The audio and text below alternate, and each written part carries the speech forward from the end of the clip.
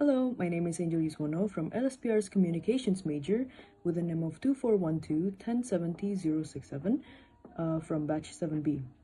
Today I will be presenting a case study of Bocorocco, which is actually originally an Italian brand, currently Indonesian owned. This presentation is done as a requirement for my international marketing course, which is lectured by Dr. Ulani Yunus, DRA.MM. Let's get to it.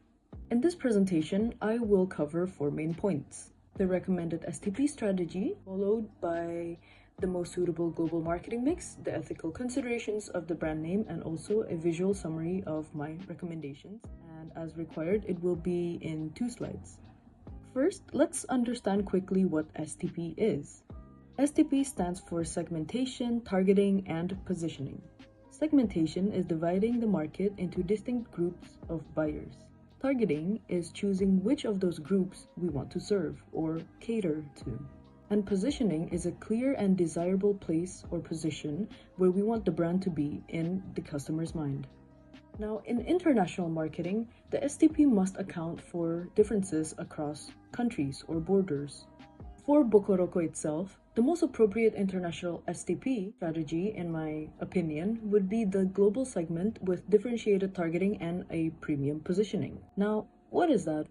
Let's dive even deeper. We should segment global premium customers. By this, I mean the people aged 25 to 55 years old who value quality and comfort as well as status. Now, the main target markets are the upper middle to the high income segments in Indonesia and ASEAN for the national pride aspects, as well as the key export markets in Asia, the Middle East, Europe, and even also to the US. Now, the positioning here is clear. We want to convey Italian soul, Indonesian excellence. We want to say that Bocorocco is a premium comfort shoes with Italian heritage and Indonesian craftsmanship, world-class craftsmanship even.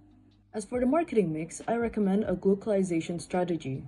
Simply put, we need to think global, but we also need to act local.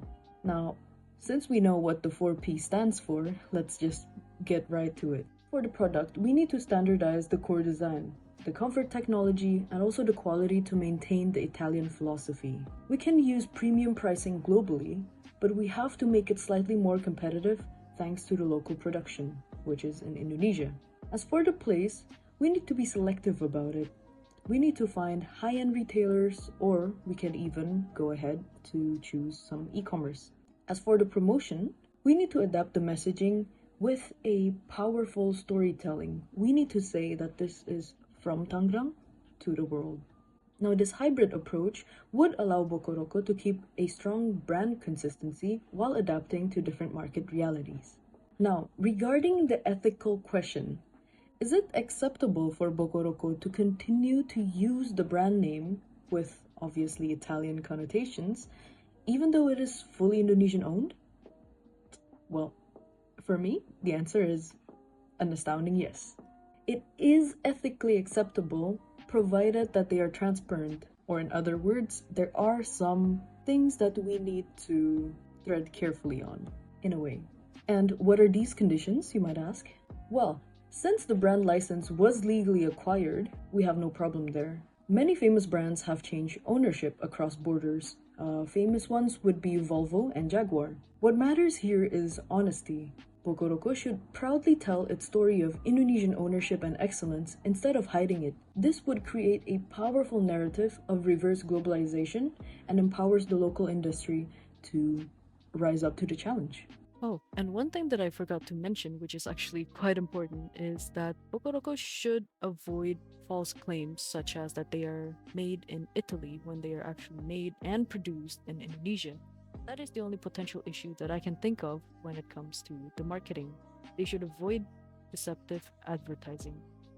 Now, here is a visual summary of the STP and marketing mix strategies for Bocorocco. As you can see, Bocorocco should focus on a premium global customer and also use a smart globalization approach. And this slide summarizes the ethical conclusions and the key takeaways, the do's and like a minor don't. To reiterate, transparency here is essential, and Bocorocco has a great opportunity to become a symbol of Indonesian success in the global luxury market.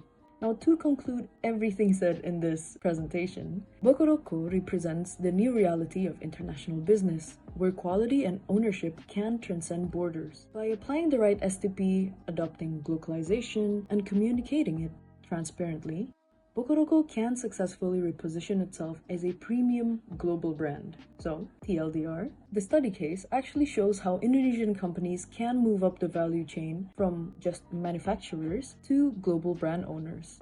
That's it from me. Thank you for your time and attention. My name is Angel Yuswano, and I hope you have a good day.